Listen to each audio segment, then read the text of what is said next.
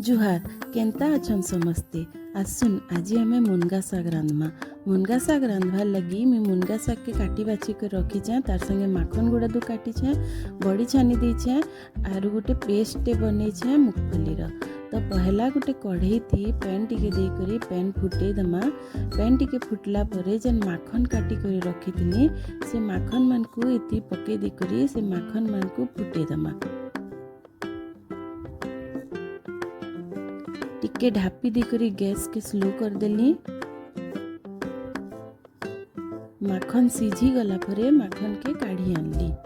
तारपरे फेर से ही कढ़ी बसई करी सेना तेल 2 चम्मच पकाली।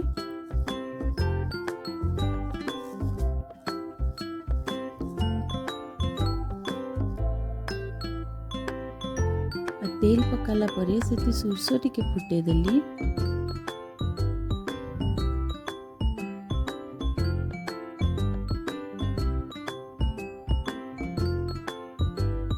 तारपरे सुखा मिर्चा 2-4टा फुटे देली।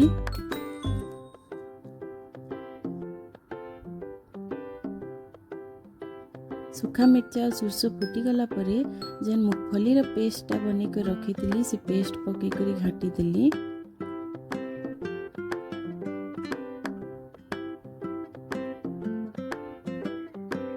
आउ तार उपरे जेन मुनगा शाग काटी करी बाछी कर रखी थी से मुनगा शाग पके करी घाटी देली। तेहरू जेन बड़ी आउ माखन के सीझे के रखी थी सेटा भी पके देली। भल से ताके घाटी देली।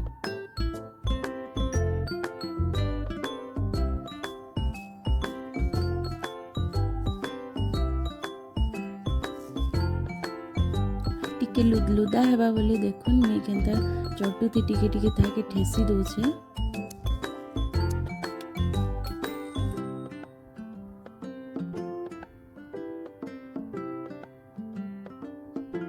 भल से घाटी देला परे नून स्वाद हिसाब पकामा।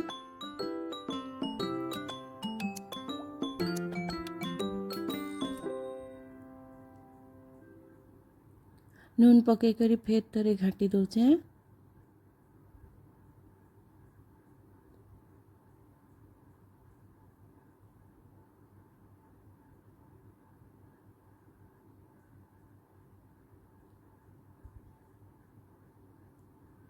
तेहरू गैस टिके स्लो करी करी मुनगा शाग पूरा भल से सिझवार तक इताके रखी दमा। देखुन टिके देर परे मुनगा शाग पूरा बढ़िया से सिझी गला।